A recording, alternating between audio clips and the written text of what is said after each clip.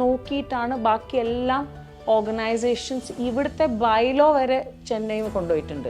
അമ്മേൻ്റെ പ്രശ്നങ്ങൾ ജനറൽ ബോഡിയിൽ ഉന്നയിക്കുക, അത് മീഡിയയിൽ ഉന്നയിക്കരുത്. ഇന്ന് വരെ എൻ്റെ സെറ്റിൽ ഒരു പെണ്ണും എന്നോട് വന്നിട്ട് പറഞ്ഞിട്ടില്ല എനിക്ക് മോശമായ ഒരു അനുഭവം ഉണ്ടായിട്ടുണ്ട്. ബേസിക്കലി ഞാൻ അങ്ങനെ വാച്ച് ചെയ്തിട്ട് പഠിക്കുന്ന ഒരാളാണ്. അപ്പോൾ എനിക്ക് തോന്നി, പിന്നെ ഞാൻ മൾട്ടി ടാസ്കറുമാണ് ജനറൽ പേഴ്സണാലിറ്റി വെച്ചിട്ട്. ഞാൻ ലാസ്റ്റ് അവിടെ നിന്ന് ഇറങ്ങുമ്പോൾ ഞാൻ പറഞ്ഞു, ഇനി ഞാൻ ചോദിക്കാൻ ഇവിടെ ഉണ്ടാവില്ല, നിങ്ങൾ ഇതാ വേദിയുണ്ട്, മൈക്കുണ്ട്, ഒരാൾ നോക്കില്ല. IC വേണം എന്നാണ് ഞാനും പറയുന്നത്. Because end of the day ഇപ്പോൾ സ്കൂൾസിൽ വരെയും കൗൺസിലിംഗ് തുടങ്ങിയിട്ടുണ്ട്. Counselling is very important. Hema committee ഇങ്ങനെ ചർച്ചകൾ നടക്കുന്നുണ്ട്, നമ്മളുടെ സെറ്റിൽ പെണ്ണുങ്ങളാണ് ആണുങ്ങളുടെ റൂമിൽ പോകുന്നത് എന്ന് പറഞ്ഞപ്പോൾ ഞാൻ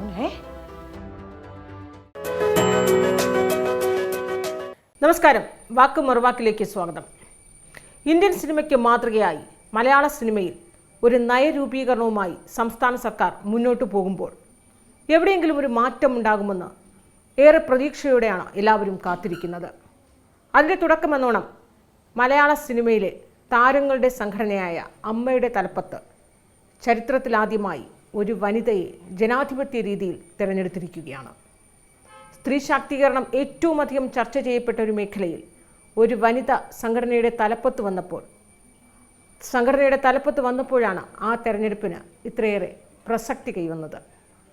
ഇന്ന് നമ്മോടൊപ്പം ചേരുന്നു ശ്രീമതി ശ്വേതാ മേനോൻ. ഈ അമ്മയുടെ തലപ്പത്ത് അങ്ങ് വന്നപ്പോൾ, അങ്ങയ്ക്ക് മുമ്പ് ആ പദവിയിലുണ്ടായിരുന്നത് സോമൻ, ഇന്നസെൻ്റ്, മോഹൻലാൽ പോലുള്ള പ്രമുഖ വ്യക്തികൾ ഇരുന്ന ഒരു ചെയറിലാണ് അങ്ങിപ്പോൾ വന്നിരിക്കുന്നത്. സ്വാഭാവികമായും അവർ വന്നൊരു സമയമല്ല അങ്ങ് കടന്നു വന്നിരിക്കുന്നത്. അങ്ങിപ്പോൾ എത്തി നിൽക്കുന്നൊരു പദവി എന്ന് പറയുന്നത് ഏറ്റവും നിർണായകമായ ഒരു സമയത്താണ്. ഞാൻ 2024 ജൂണിലാണ് എൻ്റെ വൈസ് പ്രസിഡൻറ്റ്ഷിപ്പിൻ്റെ ടെന്യൂർ കഴിയുന്നത്. അത് കഴിഞ്ഞിട്ട് ഞാൻ ഒരു വർഷം ഈ ലാസ്റ്റ് ഇയർ ഈ അഡോക് കമ്മിറ്റിയിൽ ഞാൻ ഭാഗമായിരുന്നില്ല. അപ്പോൾ അഡോക് ആയ സമയത്ത് തന്നെ എന്നെ ഒരുപാട് ആൾക്കാർ വിളിച്ചിട്ട് പറഞ്ഞു, ശ്വേത തിരിച്ചു വരണം, ശ്വേത എന്തായാലും അങ്ങനെ, ശ്വേത സ്ത്രീൻ്റെ ഒരു ശബ്ദമായിട്ട് വരണം. അപ്പോൾ അങ്ങനെ ഒരുപാട് ആൾക്കാർ വിളിക്കും. ഞാൻ നോക്കാം. അപ്പോഴും നമ്മൾ വിചാരിക്കുന്നത് എഡോക്ക് ചിലപ്പോൾ 3 വർഷമായിട്ട് പോവും, പിന്നെ ചിലപ്പോൾ, പക്ഷേ നമ്മൾ ബൈലോ പ്രകാരം നമ്മൾ ഇലക്ഷൻ, ബിക്കോസ് എഡോക്ക് അങ്ങനെ ഒരു കമ്മിറ്റി എന്താ പറയുക, ഒരു ഓർഗനൈസേഷൻ റൺ ചെയ്യാൻ പറ്റില്ല നമ്മുടെ ബൈലോ പ്രകാരം. അപ്പോൾ അങ്ങനെ ഇതായപ്പോൾ കുറേ ആൾക്കാർ ഇങ്ങനെ പറഞ്ഞപ്പോൾ ഞാൻ അപ്പോഴും ഇങ്ങനെ വിചാരിക്കേണ്ടത്, കുറേ ചർച്ചകൾ, കുറേ സീനിയേഴ്സിൻ്റെ അടുത്ത് ഇങ്ങനെ വെറുതെ സംസാരിച്ചു. ശ്വേതയ്ക്ക് തോന്നുന്നുണ്ടോ, ശ്വേതയ്ക്ക് ചെയ്യാൻ പറ്റും, പക്ഷേ ശ്വേത വന്നാൽ നല്ല കോൺഫിഡൻസ് ആണ് നമ്മളെല്ലാവർക്കും. ബിക്കോസ് ശ്വേത ഭയങ്കര ഓൾഡായിട്ട് ബയസ് ഇല്ലാത്ത ഒരാളാണ് എന്നൊക്കെ ആൾക്കാർ പറഞ്ഞ് ഞാൻ കേട്ടപ്പോൾ എനിക്കും ഒരു കോൺഫിഡൻസ് വന്നു. പക്ഷേ ഈ എലക്ഷൻ അനൗൺസ് ആയപ്പോൾ 24th ആണ് ലാസ്റ്റ് ഡേ എന്ന് പറഞ്ഞപ്പോൾ ഞാൻ സത്യം പറഞ്ഞാൽ ഭയങ്കര ആലോചിച്ച് കുറേ സമയമെടുത്ത്, ഞാൻ സത്യം പറഞ്ഞാൽ ലാസ്റ്റ് എൻ്റെയാണ് നോമിനേഷൻ വിടുന്നത്. 7 minutes ബിഫോർ 3:53 ഞാൻ എൻ്റെ നോമിനേഷൻ ഇടുന്നത്. ബിക്കോസ് 4 മണിക്കാണ് ക്ലോസിങ് ഉണ്ടായിരുന്നത്. അത് അപ്പോൾ എനിക്ക് തോന്നി, ഞാനിങ്ങനെ വെയിറ്റ് ചെയ്യാണ്ടായിരുന്നു. ബിക്കോസ് ജഗദീഷ് ഏട്ടനുണ്ട്, അതിൽ ദേവൻ അങ്കിളുണ്ട്. അപ്പോൾ ഇനി ഞാൻ വന്നാൽ ഞാൻ എന്നോട് തന്നെ ഒരു സംഘർഷം നടന്നുകൊണ്ടിരിക്കുകയുണ്ടായത്. എനിക്ക് ചെയ്യാൻ പറ്റുമോ, ഇപ്പോൾ വലിയ ദൗത്യമാണ് ഇത്. പക്ഷേ എനിക്കറിയാം എൻ്റെ ഒരു പേഴ്സണാലിറ്റി എങ്ങനെയാണ്. ഐ എം ക്വൈറ്റ് എനിക്ക് പറയണമെങ്കിൽ ഞാൻ എല്ലാം മുഖത്ത് നോക്കി പറയുന്ന ആളാണ് ആരാണെങ്കിലും. അങ്ങനെയാണ് ഞാൻ 3:53 I decided yes I am going to put my nomination എന്ന് പറഞ്ഞിട്ടാണ് ഞാൻ ഇട്ടത്. പക്ഷെ അത് കഴിഞ്ഞ് പിന്നെ ഞാൻ കാണുന്നത് ആ കേസ് വരലതും വന്നിട്ട് അത് വേറൊരു രീതിയിൽ പോലും ഭയങ്കര നെഗറ്റീവായി. ഞാനിങ്ങനെ ആലോചിക്കുന്നത്, ദൈവമേ, ഒരു നോമിനേഷൻ ഇട്ടപ്പോൾ നമ്മളുടെ ക്യാരക്ടർ, നമ്മളുടെ ഫാമിലി, നമ്മളെന്ന വ്യക്തി, നമ്മളെന്ന ഭയങ്കര ഒരു എല്ലാ സ്ഥലത്തുനിന്നും ഭയങ്കര അറ്റാക്ക് വരാൻ തുടങ്ങി. അത് ഞാൻ തീരെ പ്രതീക്ഷിച്ചില്ല. അപ്പോൾ ഇവരെല്ലാവരും എവിടെയായിരുന്നു ഇത്ര വർഷമായിട്ടെന്നാണ് ഞാൻ വിചാരിച്ചത്. അന്നൊരു 12 വർഷങ്ങൾക്ക് മുമ്പ് താങ്കളെ ഒരു കോൺട്രവേഴ്സി അല്ലെങ്കിൽ വിവാദമോ ഒരു ചർച്ചയാക്കിയിരുന്നു മലയാളികൾ. കുറേ നെഗറ്റീവ്സ് അതിൻ്റെ പിന്നിൽ ഉണ്ടായിരുന്നു. പക്ഷേ ഈ 12 വർഷങ്ങൾക്ക് ഇപ്പുറത്ത് താങ്കൾ ഈ ഒരു പദവിയിലേക്ക് മത്സരിക്കുമ്പോൾ അതൊരു കേസായി, അതും കൂടി ചേർത്തൊരു കേസായി വന്നപ്പോൾ, പക്ഷേ ഈ 12 വർഷങ്ങൾക്കിപ്പോഴും അന്ന് കണ്ട മലയാളികളുടെ ഒരു പ്രതികരണമല്ല ഇപ്പോൾ കണ്ടത്. അല്ല, എനിക്ക് തോന്നുന്നത്, ഞാൻ കുറച്ച് വർഷങ്ങൾക്ക് മുമ്പെയാണ് ഞാൻ ആദ്യമായിട്ട് റിയാലിറ്റി ഷോ ചെയ്യുന്നത്. റിയാലിറ്റി ഷോ ചെയ്തപ്പോഴാണ് ശ്വേതാ മേനൻ എന്ന വ്യക്തി മലയാളികൾ അറിഞ്ഞത്. അതുവരെയ്ക്കും നമ്മുടെ വർക്ക് റിലേറ്റഡ് അല്ല നമ്മൾ ചെയ്യുന്ന കഥാപാത്രങ്ങൾ വെച്ചിട്ടാണ് ശ്വേതാ മേനോൻ എന്ന വ്യക്തി ഇതാണ് എന്ന് അവർ തീരുമാനിച്ചു. പിന്നെ അവർ എന്നെ വ്യക്തി എന്ന നിലയിൽ അല്ലാതെ ഒരു അയ്യോ ഇത് സാധാരണ കുട്ടിയാണല്ലോ എന്ന് അറിഞ്ഞപ്പോഴാണ് സ്വന്തമായ നിലപാടുണ്ട്, നന്നായി ഭയങ്കര ക്ലിയർ ആയിട്ട് പറയുന്ന ഒരാളാണ്, വെറുതെ എടുത്ത് ചാടി സംസാരിക്കാത്ത ഒരാൾ എന്നൊക്കെ പറയാൻ തുടങ്ങിയപ്പോഴാണ് ആൾക്കാർക്ക് എൻ്റെ പേഴ്സണാലിറ്റി അറിഞ്ഞത്. ഇപ്പോൾ ഈ അമ്മയുടെ ഈ ഒരു പ്രസിഡന്റ് പദവിയിൽ എത്തുമ്പോൾ ഉറപ്പായും ഒരു ശ്രമകരമായൊരു ഉത്തരവാദിത്വമാണ്, വലിയൊരു ഉത്തരവാദിത്വമാണ്. ആ ഒരു ഉത്തരവാദിത്വത്തിൻ്റെ ഒരു ഭാരം എവിടെയെങ്കിലും താങ്കൾക്കുണ്ട്? ഇല്ലില്ല, ഇറ്റ്സ് നോട്ട്. ബിക്കോസ് ഞാൻ ഓൾറെഡി 6 years കമ്മിറ്റിയിൽ ഇരുന്ന ഒരാളാണ്. ജസ്റ്റ് 1 വർഷം മുമ്പേ ആണ് ഞാൻ, 1 വർഷം മാത്രമേ ഉള്ളൂ ഞാൻ ഇരിക്കാത്തത്. അപ്പോൾ എനിക്ക് കറക്റ്റ് ലാലേട്ടൻ്റെയും ഇടവേള ബാബു ചേട്ടൻ്റെ കൂടെ വർക്ക് ചെയ്തതിൻ്റെ ഒരു എക്സ്പീരിയൻസും കുറേ ഞാൻ എന്താ പറയുക കുറേ പഠിക്കുന്ന ആളാണ്. ബേസിക്കലി ഞാൻ ഇങ്ങനെ വാച്ച് ചെയ്തിട്ട് പഠിക്കുന്ന ഒരാളാണ്. അപ്പോൾ എനിക്ക് തോന്നി, പിന്നെ ഞാൻ മൾട്ടി ടാസ്കറുമാണ് ജനറൽ പേഴ്സണാലിറ്റി വെച്ചിട്ട്. കുറേ പഠിക്കാനുണ്ട്, ഉത്തരവാദിത്തം ഉണ്ടെങ്കിലും കുറേ പഠിച്ച് മെല്ലെ മെല്ലെ ബേബി സ്റ്റെപ്പായിട്ട് മുന്നോട്ട് പോകാൻ പറ്റും എന്ന് എനിക്ക് ഭയങ്കര കോൺഫിഡൻസ് ഉണ്ട്. മോഹൻലാലിൻ്റെയും ഇടവേള ബാബുവിൻ്റെയൊക്കെ ഒപ്പം താങ്കൾ ഉണ്ടായിരുന്നത് കൊണ്ട് അവർ പിന്തുടർന്ന ആ ഒരു രീതി താങ്കൾക്ക് ഫോളോ ചെയ്യാൻ പറ്റുന്നു എന്ന് പറയുന്നു. പക്ഷേ അതേ രീതി ഫോളോ ചെയ്ത് വരിക എന്നുള്ളൊരു ഇതാണോ, അതിനപ്പുറത്തേക്ക് ശ്വേതാ മേനോൻ എന്ന പ്രസിഡന്റ് ഇൻഡിപെൻഡന്റ് ആയ ഒരു തീരുമാനം, അതല്ല എല്ലാവരും ആഗ്രഹിക്കുന്നത്? ഇത് എൻ്റെ അല്ലാതെ നമ്മളുടെ ടീമിൻ്റെ പോയിന്റ് ഓഫ് വ്യൂവിലാണ് ഇത് മുന്നോട്ട് പോകാൻ പോകുന്നത്. നമുക്കറിയാം നമ്മളെ ലക്ഷ്യം, എല്ലാവരും ലക്ഷ്യം അമ്മയാണ്. അപ്പോൾ എൻഡ് ഓഫ് ദ ഡേ നമ്മൾക്കിത് എങ്ങനെ നമ്മളുടെ രീതിയിൽ നമുക്കിത് എങ്ങനെ നന്നായിട്ട് മുന്നോട്ട് കൊണ്ടുപോകാൻ പറ്റും, ആ ഒരു ഇതിൽ തന്നെയാണ് നമ്മളിപ്പോൾ നമ്മൾ കണ്ടുപഠിച്ചു. ദാറ്റ് ഡസൻറ്റ് മീൻ ദാറ്റ് അതേ രീതിയിൽ നമ്മൾ മുന്നോട്ട്, പിന്നെ നമ്മൾ ആര് വന്നാലും ഇതില്ലല്ലോ. പക്ഷേ നമ്മൾ നമ്മളുടേതായ ഒരു സ്റ്റൈൽ കൊണ്ടുവരാൻ പോവാണ്. നമ്മളുടേതായ ഒരു കുറച്ചുകൂടി റിലാക്സ്ഡ് ക്ലീനപ്പ് കുറേ ചെയ്യാനുണ്ട്, പിന്നെ കുറേ സ്റ്റൈൽ മാറ്റാനുണ്ട്. അപ്പോൾ താങ്കൾ ഈ മോഹൻലാലിൻ്റെ അല്ലെങ്കിൽ ഇന്നസെൻ്റ് അല്ലെങ്കിൽ അതിന് മുമ്പുണ്ടായിരുന്നവരുടെയൊക്കെ ഒരു സമയത്തുണ്ടായിരുന്ന അവരുടെ ഭരണസമിതി എങ്ങനെയായിരുന്നു ഈ അമ്മ എന്ന സംഘടനയെ നയിച്ചത്? അവിടെ ഉണ്ടായിരുന്ന ഒരു പോരായ്മകളും വീഴ്ചകളും സ്വാഭാവികമായും താങ്കൾ മനസ്സിലാക്കിയിട്ടുണ്ടാകും. അപ്പോൾ അതൊക്കെ ഒന്ന് തിരുത്തി മുന്നോട്ട് പോകണം, ആ രീതിയിലൊരു ചിന്ത താങ്കൾക്കുണ്ടോ? ഞാൻ പുറകോട്ട് നോക്കാൻ താല്പര്യപ്പെടാത്ത ഒരാളാണ്. മുന്നോട്ട് എങ്ങനെ നന്നായിട്ട് ഇത് നയിച്ച് കൊണ്ടുപോകാൻ പറ്റും, അതാണ് എൻ്റേത്. പക്ഷെ പുറകിൽ കണ്ട ഒരുപാട് കാര്യങ്ങൾ അത് വെച്ച് അതിൻ്റെ ഒരു നമ്മൾ പറയില്ലേ, നമ്മൾ ഓരോരോ കാര്യങ്ങൾ നമ്മൾ പഠിച്ച് അതെങ്ങനെ ഇത് ചെയ്താൽ ഇങ്ങനെ ആവും. പിന്നെ ഇപ്പം നല്ലൊരു യങ്സ്റ്റർ ടീമാണ്, കുറേ ഡിസ്കഷൻ ചെയ്തിട്ടാണ് നമ്മൾ എന്തെങ്കിലും ഒരു കാര്യത്തിന് നമ്മൾ തീരുമാനം എടുക്കുന്നത്. അല്ലാതെ കുറേ അജണ്ട, കുറേ പോയിന്റ് ഓഫ് വ്യൂ, കുറേ അങ്ങനെയൊന്നുമില്ല. Each point discussion. നമ്മളിപ്പോൾ ഇതുവരെയ്ക്കും ഒഫീഷ്യൽ മീറ്റ് ചെയ്തിട്ടില്ലെങ്കിലും അൺഒഫീഷ്യലി മീറ്റ് ചെയ്തപ്പോഴേ നമുക്ക് മനസ്സിലായി ഓക്കെ ഭയങ്കര കമ്മ്യൂണിക്കേറ്റീവ് ഗ്രൂപ്പാണ്. So yes, we can do something good. ഇൻഡസ്ട്രിയെ നിലനിർത്താനായി അഹോരാത്രം പണിയെടുക്കുന്ന വലിയൊരു വിഭാഗം, അത് ചെറുതായാലും ലൈറ്റ് ബോയ് മുതൽ നിർമ്മാതാവ്, ഈ ഡിസ്ട്രിബ്യൂട്ടേഴ്സ്, തിയേറ്റർ ഉടമകൾ ഉൾപ്പെടെയുണ്ട്. പക്ഷേ ഇത് വലിയൊരു ശ്രേണിയാണ്. അപ്പോൾ അവരുടെ നേരിടുന്ന നിരവധി വിഷയങ്ങൾ, ആ വിഷയങ്ങൾ കൃത്യമായൊരു ചർച്ച ചെയ്യുക, അതിന് പരിഹാരമുണ്ടാക്കുക, അതേക്കുറിച്ചൊക്കെ ഒന്ന് ആലോചിക്കുന്നുണ്ടോ, പ്ലാൻ ചെയ്യുന്നുണ്ടോ? എനിക്കിപ്പോൾ ഈ സിനിമ ഇൻഡസ്ട്രിയിൽ വന്നിട്ട് 34 years ആയി. 34 വർഷത്തിൽ ഞാൻ മനസ്സിലാക്കിയ ഒരു കാര്യം എന്ന് പറഞ്ഞാൽ, നമ്മൾ എന്തെങ്കിലും പറഞ്ഞാൽ കേൾക്കാൻ ആൾക്കാരുണ്ട് ആൻഡ് അത് ചെയ്യാനും ആൾക്കാരുണ്ട്. പക്ഷെ മിക്ക ടൈമും ആൾക്കാർ സംസാരിക്കാറില്ല, പേടിയാണ്. അത് അവരുടെ സാഹചര്യം വെച്ചിട്ട്. ബിക്കോസ് ഇനി സംസാരിച്ചാൽ ജോലി പോവോ, ഇപ്പോൾ വരാനുള്ള അവർ പറയുമ്പോൾ ഇത് പ്രശ്നക്കാരിയാണ് അല്ലെ പ്രശ്നക്കാരനാണ്, ഏത് രീതിയിലാണ്, ആണാണെങ്കിൽ പെണ്ണ്. സത്യം പറഞ്ഞാൽ സിനിമയാണെങ്കിൽ ഏത് ഫീൽഡിലാണെങ്കിലും ആണുങ്ങളും ഇതൊക്കെ ഫേസ് ചെയ്യുന്നുണ്ട്. യുനോ ഒബ്വിയസ്ലി ആണുങ്ങളുടെ ഒരു ദൈവം ഉണ്ടാക്കിയ ഒരു രീതി വേറെയാണ്, സ്ത്രീകൾക്ക് സ്ത്രീകളുടേതായ പ്രശ്നമുണ്ട്. പക്ഷേ ഇപ്പം ഞാൻ വൈസ് പ്രസിഡൻ്റ് ആയ സമയത്ത് ഞാൻ എല്ലാം ജനറൽ ബോഡിയിൽ പറയാറുണ്ടായിരുന്നു സ്ത്രീകൾ മുന്നോട്ട് വരണം. ബിക്കോസ് ഇവർ എന്നെ വിളിച്ചിട്ട് സംസാരിക്കുന്ന കാര്യം ജനറൽ ബോഡിയിൽ വരുമ്പോൾ ഇതൊന്നും പറയില്ല. ഞാൻ ലാസ്റ്റ് അവിടെ നിന്ന് ഇറങ്ങുമ്പോൾ ഞാൻ പറഞ്ഞു, ഇനി ഞാൻ ചോദിക്കാൻ ഇവിടെ ഉണ്ടാവില്ല, നിങ്ങൾ ഇതാ വേദിയുണ്ട്, മൈക്കുണ്ട്, ഒരാളും വന്നില്ല. അപ്പോൾ മീൻസ് 1-2 ആൾക്കാർ ജസ്റ്റ് നല്ല ഒരു ഇതാണ്, നമ്മളത് നന്നായിട്ട് മുന്നോട്ട് കൊണ്ടുപോകണം ആ രീതിയിലുണ്ടെങ്കിൽ. അങ്ങനെയല്ല. എനിക്ക് തോന്നുന്നത് ജീവിതത്തിൽ എല്ലാ കാര്യങ്ങളും ഒരു കമ്മ്യൂണിക്കേഷൻ വഴി ഒന്ന് മുന്നോട്ട് ഇങ്ങനെ ഫ്രണ്ടിൽ അങ്ങോട്ടും ഇങ്ങോട്ടും ഇരുന്നാൽ സംസാരിച്ചാൽ, ഓവർ ദ ടേബിളിൽ നിന്ന് സംസാരിച്ചാൽ ഒരുപാട് കാര്യങ്ങൾ സോൾവ് ചെയ്യാൻ പറ്റുന്ന ഒരു എന്താ പറയുക ഒരു സമയമാണ്. So I just feel that ഞാൻ ഇതുവരെയ്ക്കും സർവൈവ് ആയത് ബിക്കോസ് ഐ ഡിമാൻഡഡ്. ആൻഡ് എനിക്ക് ഇതേ ഇൻഡസ്ട്രിയിൽ ഇതേ ആൾക്കാരുടെ കൂടെ അവർ വർക്ക് ചെയ്ത ആൾക്കാർ തന്നെയാണ് എനിക്കെല്ലാം തന്നെ. എനിക്ക് അത്ര ബുദ്ധിമുട്ടുണ്ടായിട്ടില്ല. Maybe I was lucky. പ്രശ്നമുണ്ടെന്നറിയാം.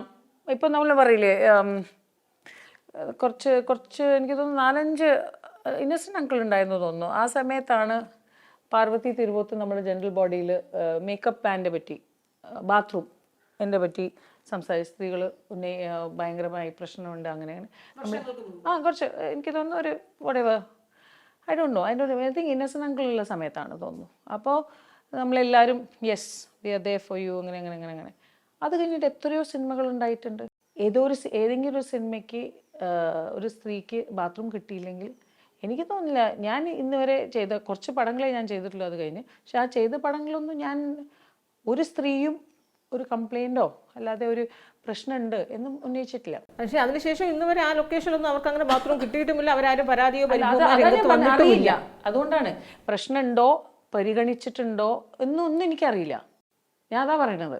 Because പ്രശ്നം ഇല്ലെങ്കിൽ പ്രശ്നം നമുക്ക് ആർക്കും കിട്ടാത്തതുകൊണ്ട് ഞാൻ വിചാരിക്കുന്നു എല്ലാം പരിഗണിച്ചിട്ടുണ്ട്, എല്ലാം ഓക്കെ ആണെന്ന്. പക്ഷേ എനിക്ക് ഇഷ്ടമില്ലാത്തൊരു കാര്യം എന്ന് പറഞ്ഞാൽ, എനിക്ക് ഇപ്പോൾ നിങ്ങളുടെ അടുത്ത് എന്തെങ്കിലും പ്രശ്നം ഉണ്ടെങ്കിൽ ഞാൻ നിങ്ങളോട് വിളിച്ച് പറഞ്ഞാലല്ലേ നിങ്ങൾക്കറിയുള്ളൂ.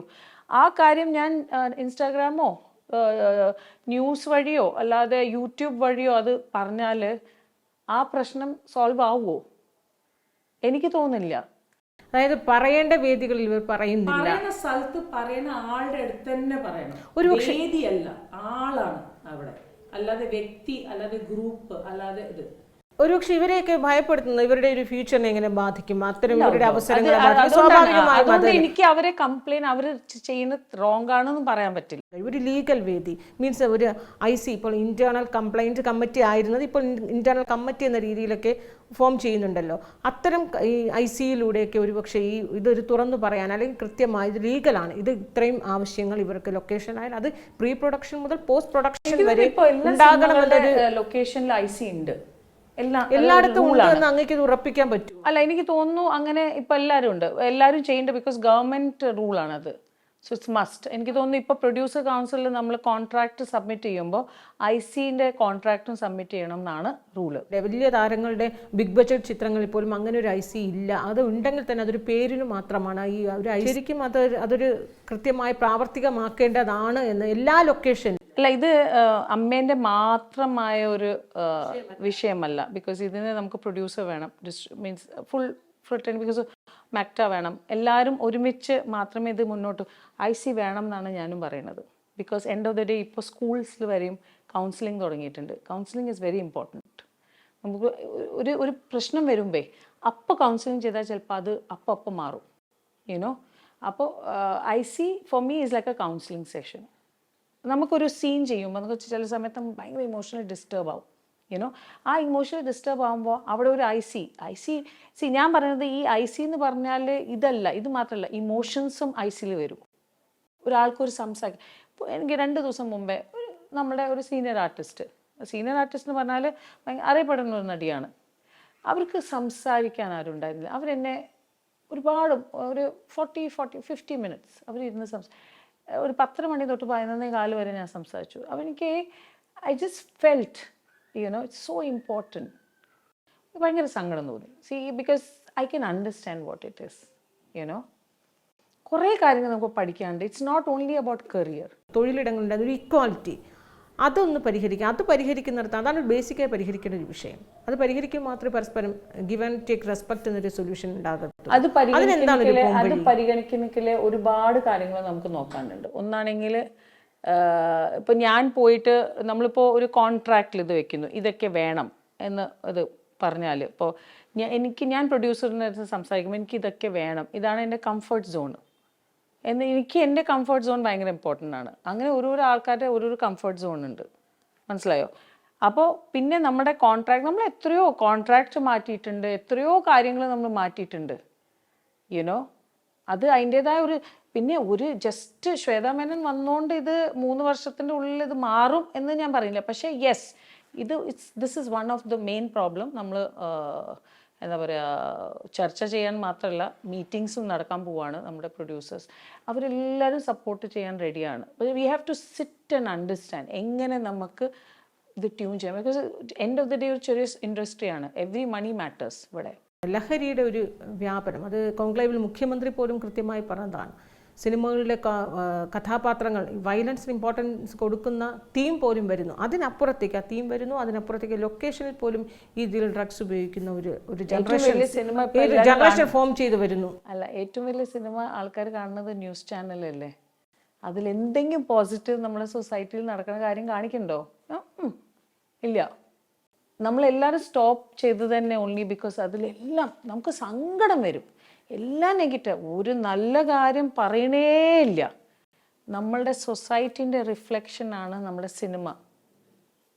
സൊസൈറ്റിയിൽ എല്ലാം നമുക്ക് എല്ലാം കള്ളത്തരം പോകുന്ന ഭയങ്കര നല്ലതാണ്, ഇത് നല്ലതാണ്, അത് നല്ലതാണെന്ന് സിനിമ വരുമോ? സൊസൈറ്റീൻ്റെ റിഫ്ലക്ഷനാണ് മൂവീസ്, സൊസൈറ്റീൻ്റെ റിഫ്ലക്ഷനാണ് ന്യൂസ്. ഇത് രണ്ടിലും അത്ര തന്നെ പ്രേക്ഷകരുണ്ട്. സെറ്റുകളിൽ ലഹരി ഉപയോഗിക്കുന്നു എന്ന് പറയുമ്പോൾ പൂർണ്ണമായി അതവിടെ നമുക്ക് അതിനകത്തൊരു തടയിടാനോ അല്ലെങ്കിൽ അതിനെക്കുറിച്ച് വിശദമായ ഒരു പരിശോധന നടത്താൻ സംഘടനകൾക്ക് എന്തെങ്കിലും ചെയ്യാൻ കഴിയുമോ? ചെയ്യണം. ബൈ ലോ പ്രകാരം നമുക്ക് കംപ്ലൈൻറ്റ് കിട്ടുമ്പോൾ ജനറൽ ബോഡി വഴിയാണ് നമുക്ക് ചെയ്യാൻ പറ്റും. ഈസി ഒരു തീരുമാനം എടുത്താലും ജനറൽ ബോഡി വഴിയാണ് നമുക്ക് എന്തെങ്കിലും ചെയ്യാൻ പറ്റുള്ളൂ. It's A charity organisation. അത് മറക്കരുത്. അല്ലാതെ ഞാൻ അവിടെ മറ്റേ അമ്മയായിട്ട് ഇരുന്നിട്ട് ഇതാ നാളെ ഈ ആർട്ടിസ്റ്റിനെ മറ്റന്നാൾ അതൊന്നും നടക്കൂല എനിക്ക്. ഈ വർഷം ഇറങ്ങിയ 140ഓളം സിനിമകളുണ്ടെങ്കിൽ അതിൽ ഒരു തിയേറ്റർ കളക്ഷൻ കിട്ടിയ സിനിമ എന്ന് പറയുമ്പോൾ അല്ലെങ്കിൽ ലാഭം എന്ന് പറയുമ്പോൾ 1 or 2 സിനിമകൾക്ക് അപ്പുറത്തേക്കില്ല. ഈ താരങ്ങളുടെ റെമ്യൂണറേഷൻ ഒന്ന് കുറയ്ക്കാൻ എന്താണ് ഒരു മാർഗം? കാരണം അതിലൊരു 60% താരങ്ങൾ കൊണ്ടുപോകുന്നു എന്നുള്ള ഒരു വിലാപം ഇങ്ങനെ കേട്ടുകൊണ്ടേയിരിക്കുകയാണ്. അവിടെ എന്തെങ്കിലും ഒരു പരിഹാരം? ഇപ്പോൾ പ്രൊഡ്യൂസേഴ്സ് അസോസിയേഷൻ പറയുന്നത് ഇപ്പോൾ അമ്മയുടെ തലപ്പത്ത് പുതിയ ആൾക്കാർ, പുതിയ ഭാരവാഹികളൊക്കെ വന്നു അമ്മയുമായി സംഘടനയുമായൊക്കെ എല്ലാ സംഘടനകളും ഒരുമിച്ചിരുന്ന് ഒരു ടേബിളിൽ നിന്ന് ചർച്ച ചെയ്ത് ഇതിനൊരു സൊല്യൂഷൻ കണ്ടെത്തണമെന്നാണ്. ഞാൻ ഇത്ര വാങ്ങുന്നു എന്ന് പറയുമ്പോൾ ഒരു പ്രൊഡ്യൂസർ അത് തരാൻ റെഡി ആണെങ്കിൽ, മനസ്സിലായോ? It's A producer and artist relationship.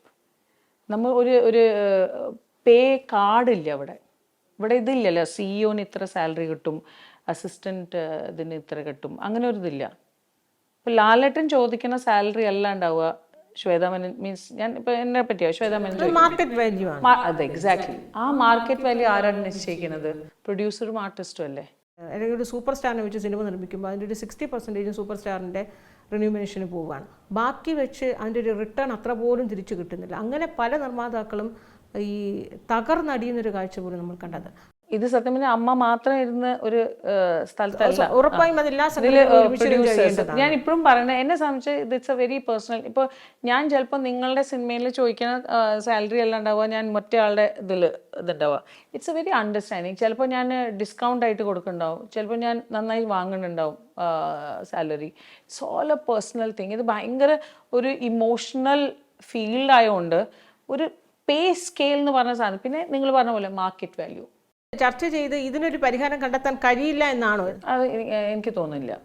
ഇതിൻ്റെ സൊല്യൂഷൻ വരണമെങ്കിൽ 2 പാർട്ടി ഇരുന്നിട്ട് സംസാരിച്ചാൽ മാത്രമേ അതിൻ്റെ സൊല്യൂഷൻ വരുള്ളൂ. ഞാൻ മാത്രം, അല്ലാതെ അമ്മ മാത്രം വിചാരിച്ചാൽ ഒന്നും നടക്കില്ല. സാധാരണ അമ്മ എപ്പോഴും പറയുന്നത് അമ്മ എന്ന സംഘടന എന്ന് പറയുന്നത് ചാരിറ്റിയാണ് ചെയ്യുന്നത്. അതിനപ്പുറത്തേക്ക് ചാരിറ്റി ചെയ്യുന്നതോടുകൂടി തന്നെ അതേ പ്രാധാന്യം ഈ തൊഴിൽ മേഖലയിലെ ഈ ഒരു ഇക്വാളിറ്റി അല്ലെങ്കിൽ മറ്റു പ്രശ്നങ്ങൾ ഫേസ് ചെയ്യുമ്പോൾ അല്ലെങ്കിൽ അത്തരം വിഷയങ്ങൾ വരുമ്പോൾ അവിടെ നിന്നൊന്ന് മാറി ഞങ്ങളൊരു ചാരിറ്റിയാണ് എന്ന രീതിയിൽ എപ്പോഴും ഒരു മറുപടിയാണ് എപ്പോഴും ഉണ്ടാകുന്നത്. അല്ല, ഇത് സത്യമായിട്ട് ഇത് ചാരിറ്റി ലോ, നമ്മുടെ ഇന്ത്യൻ ചാരിറ്റി ലോ ആണ് നമ്മൾ പറയുന്നത്. അതിനൊന്നും ചെയ്യാൻ പറ്റില്ല. പിന്നെ അത് മാത്രമല്ല, നമ്മൾ ഇപ്പോൾ ഷോസോ അല്ലാതെ നമ്മളിപ്പോൾ കുടുംബസംഗമം നടത്തി അങ്ങനെയൊക്കെ കിട്ടുന്ന കാശ് വെച്ചിട്ടാണ് ഈ കൈനീട്ടം കൊടുക്കുന്നത്, മനസ്സിലായോ? പിന്നെ അതിലും നമ്മുടെ ഈ പേട്രൻസ് ആയ 3 ആൾക്കാർ, ലാലേട്ടൻ, മമ്മൂട്ടി, സുരേഷ് ഗോപി വന്നാൽ മാത്രമേ അത്ര എന്തെങ്കിലും തുക നന്നായിട്ട് കിട്ടുള്ളൂ. അതും മറക്കരുത്. രണ്ടാമത്തെ കാര്യം, നമ്മളിപ്പോൾ ഒരു പ്രൊഡ്യൂസറിനോട് പറയും നമ്മുടെ ആർട്ടിസ്റ്റിന് ജോലി കൊടുക്കണം എന്നൊക്കെ പറയുമ്പോൾ അവരുടെ ക്യാരക്ടർ, ഇപ്പോൾ എത്രയോ സിനിമകൾ എനിക്ക് വരാറുണ്ട്, എൻ്റെ ഫ്രണ്ട്സ് ചെയ്യുന്ന സിനിമകൾ എന്നെ കാസ്റ്റ് ചെയ്യാറില്ല. ബിക്കോസ് അവർക്ക് തോന്നുന്നു ശ്വേതയ്ക്ക് ഇത് ചെയ്യാൻ പറ്റില്ല, അത് ശ്വേത കറക്റ്റ് അല്ല, ശ്വേതേൻ്റെ പറ്റിയൊരു ക്യാരക്ടർ ഇല്ല. പിന്നെ നമ്മൾ എന്ത് ചർച്ച ചെയ്യും? ഞാൻ പറയുന്ന എക്സാമ്പിൾ ഞാൻ പറയാം. ഇപ്പോൾ കൈനീട്ടം നമ്മളെല്ലാവർക്കും കൈനീട്ടം കൂട്ടാനുള്ള നമ്മൾ എത്രയോ ജനറൽ ബോഡിയല്ല, എത്രയോ എക്സിക്യൂട്ടീവ് ഞാൻ നിൽക്കുന്ന സമയത്തും പക്ഷേ നമുക്ക് ഫണ്ട് വേണം. നമ്മുടെ മെയിൻ കാര്യം എന്ന് പറഞ്ഞാൽ നമ്മുടെ ഇൻഷുറൻസും നമ്മളുടെ കൈനീട്ടവും നമ്മൾക്ക് ഇപ്പോൾ സഞ്ജീവനി കൊടുക്കാൻ തുടങ്ങിയ അതെല്ലാം കറക്റ്റായിട്ട് അവർക്ക് കിട്ടണം എന്ന് മാത്രമേ ഉള്ളൂ. ഇത് ഇൻഷുറൻസ് നമുക്ക് ഒരു കമ്പനി ഫ്രീ ആയി തരുന്നില്ല, നമ്മളതിന് തുക കൊടുക്കുന്നുണ്ട്. ആ തുക ഞാൻ വേറെ ഒരു കാര്യം നിങ്ങളെല്ലാവരും പറയുന്നത്, ഞാൻ അമ്മേൻ്റെ മെമ്പറാണെങ്കിൽ ഞാൻ അതേ സമയത്ത് സിൻറ്റാൻ്റെ മെമ്പറുമാണ്, ബോളിവുഡ്. ഇതൊന്നും നടക്കില്ല അവിടെ. ഒരു ഓർഗനൈസേഷനിൽ ഈ അമ്മേനെ നോക്കിയിട്ടാണ് ബാക്കി എല്ലാം ഓർഗനൈസേഷൻസ്. ഇവിടുത്തെ ബൈലോ വരെ ചെന്നൈ കൊണ്ടുപോയിട്ടുണ്ട്. എന്താണ് നിങ്ങൾ അതിൽ അവർ മാറ്റം എങ്ങനെ കൊണ്ടുവരാൻ പറ്റും? സത്യം പറയാണ്, നമ്മളുടെ ഇപ്പോൾ നമുക്കൊരു ഇപ്പോൾ രജനി സാറോ കമൽ സാറോ നമ്മളുടെ ഏതെങ്കിലും ഒരു ഷോയിൽ വന്നാൽ നമുക്ക് നല്ല തുക കിട്ടും. But you don't understand that. അതൊന്നും ഹിന്ദിയിലൊന്നും നടക്കില്ല. ഒരു അമിതാഭ് ബച്ചനോ ഷാറുഖ് ഖാൻ ഒരു ഷോന് വന്നാൽ അവർക്ക് 100 കോടി ഒരു രാത്രിയിൽ കിട്ടില്ലേ?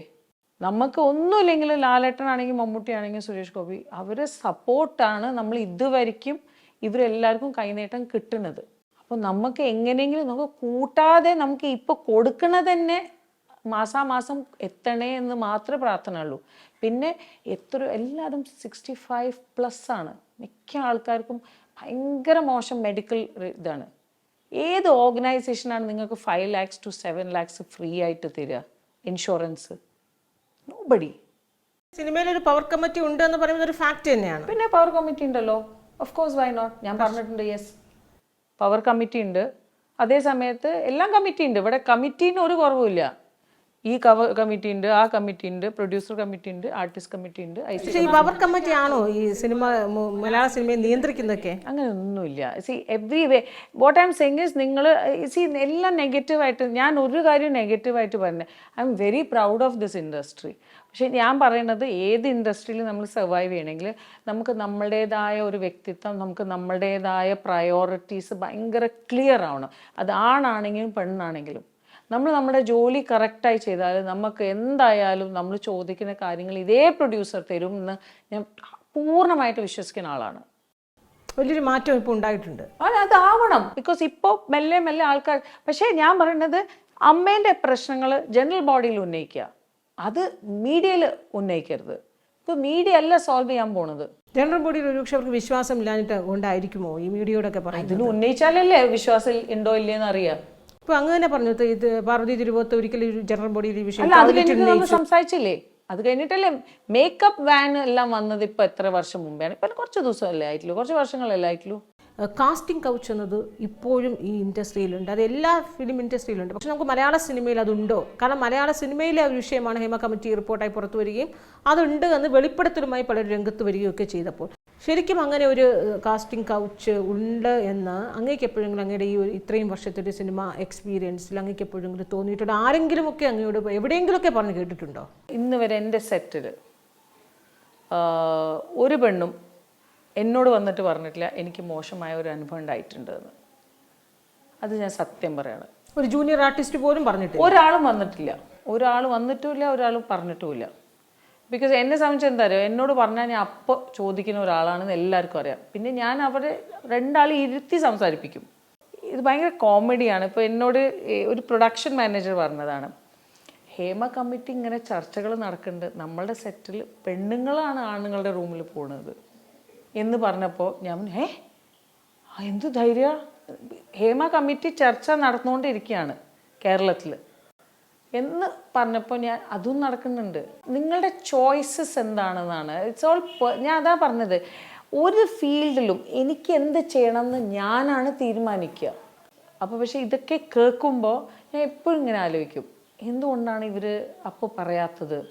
പക്ഷേ ഞാൻ പറയണത്, ഒന്നുമില്ലെങ്കിൽ അവർ ഇപ്പോഴെങ്കിലും പറഞ്ഞുവല്ലോ, അതിന് നമ്മൾ അപ്രിഷ്യേറ്റ് ചെയ്യണം. ഞാൻ അത് അവരെ സത്യം hats off to them. Because ആ ഒരു ധൈര്യം ഒന്നാണെങ്കിൽ ചിലപ്പോൾ അവർ ആ സമയത്തുള്ള പ്രായം, പക്വത, പിന്നെ അവരുടെ സാഹചര്യം, അത് എല്ലാവരും ആലോചിക്കണം. നമുക്കൊന്നും ഒരാളെ പറ്റി നമുക്ക് കുറ്റം പറയാൻ ഭയങ്കര ഈസിയാണ്. ആ കുട്ടി ഇങ്ങനെ ചെയ്തു, ഇങ്ങനെ ചെയ്തു. ആ കുട്ടീൻ്റെ സാഹചര്യം എന്തുണ്ടായിരുന്നു, എന്തിനാണ് അത് കുട്ടി അങ്ങനെ ചെയ്തത്, അല്ലാതെ അതിൻ്റെ ഒരു പാട്ടായത്, അത് ആ കുട്ടിക്ക് മാത്രമേ പറയാൻ പറ്റുള്ളൂ. ഇതിപ്പോൾ കാസ്റ്റിംഗ് കൗച്ച് അത് വന്നുകൊണ്ട് കാസ്റ്റിംഗ് കൗച്ച് നിൽക്കുമോ എന്ന് ചോദിച്ചാൽ എനിക്കറിയില്ല. തുറന്നു പ്രൊജക്റ്റുകൾ വരുമ്പോൾ അത് നിൽക്കുമോ എന്നുള്ളതിന് ഇപ്പോഴും മറുപടിയില്ല. കാരണം അതിപ്പോഴും തുടർന്നുകൊണ്ടേയിരിക്കും. ബിക്കോസ് എത്രയോ ഫീൽഡ്, ഇപ്പം ഞാൻ പറയട്ടെ, എൻ്റെ വീട്ടിൽ എൻ്റെ ബെസ്റ്റ് ഫ്രണ്ടാണ് റിലയൻസ് കമ്പനീൻ്റെ പോക്സോൻ്റെ ഹെഡ്. അവൾ ഇവിടെ വന്നിട്ട് കേരളത്തിൻ്റെ പോക്സോ കേസസ് ചർച്ച ചെയ്യുന്നുണ്ടായിരുന്നു ഈ വീട്ടിൽ വന്നിട്ട്. അപ്പോൾ സിനിമ ഇൻഡസ്ട്രി വേണ്ട, and she came from Bombay, Bangalore handle ചെയ്തിട്ടാണ് കേരളത്തിൽ വന്നത്. അപ്പോൾ അവൾ പറയേണ്ടത് ഇങ്ങനെ ഇങ്ങനെ ഇങ്ങനെ എൻ്റെ എല്ലാ കേസസും ഭയങ്കര സ്ട്രേഞ്ച് കേസസാണ്. ഡ്രഗ്സ് ഉണ്ട്, ഡ്രഗ്സ് അത് അങ്ങനെ. അപ്പം ഞാൻ പറയുന്നത് അങ്ങനെ ഒരു കോർപ്പറേറ്റ് വേൾഡിൽ അത് നടക്കുന്നുണ്ട്, അപ്പോൾ സിനിമയിലും നടക്കുന്നുണ്ട്, അത്രയേ ഉള്ളൂ. തെരഞ്ഞെടുപ്പ് സമയത്ത് നമ്മൾ ഏറ്റവും കൂടുതൽ ചർച്ച ചെയ്തത് മറ്റൊരു കാര്യം, അടുത്തൊരു തലമുറയെന്നൊക്കെ നമ്മൾ പ്രതീക്ഷയോടെ കാണുന്ന ഇപ്പോൾ പൃഥ്വിരാജ് ആയാലും ഫഹദ് ഫാസിലായാലും ഇവരൊന്നും ഇതിൽ നിന്നൊക്കെ അകന്ന് നിൽക്കുന്നു. ഇവൻ ഫീമെയിൽ ആർട്ടിസ്റ്റ് നോക്കുമ്പോൾ മഞ്ജു വാര്യർ ഒന്നും രംഗത്ത് വരുന്നില്ല. ഞാനിപ്പോൾ കാണുന്നത് അത് അങ്ങനെ ഒരു കാഴ്ചപ്പാട്. എൻ്റെ കാഴ്ചപ്പാടിൽ ടൊവിനോ വന്നിട്ടുണ്ട്, ബേസിൽ വന്നിട്ടുണ്ട്, എന്താ പറയുക, നിഖില വിമൽ വന്നിട്ടുണ്ട്. വന്ന ആൾക്കാരെ ഞാൻ അപ്രീഷിയേറ്റ് ചെയ്യട്ടെ. ആദ്യം കുറ്റം പറയാൻ ഭയങ്കര ഈസിയാണ്. അപ്പോൾ ഐ എം വെരി ഹാപ്പി. നമ്മൾ 150-200 ആൾക്കാരാണ് പ്രതീക്ഷിച്ചത്, 198. അതിൽ എനിക്ക് തോന്നുന്നു 6 നോൺ മെമ്പേഴ്സ് വരെ വന്നിട്ടുണ്ട്. മീൻസ് മെമ്പർഷിപ്പ് ഇപ്പോൾ എടുത്ത് ഫുൾ പേയ്മെൻറ്റ് തന്നിട്ടില്ല. അപ്പോൾ അങ്ങനെ നോക്കുമ്പോൾ 300+ ആൾക്കാർ വന്നിട്ടുണ്ടായിരുന്നു. So I am more happy about that. എന്തായാലും ഇത്രയും സമയം വാക്കും മറുവാക്കുമായി സഹകരിച്ചതിന് നന്ദി. Thank you so much.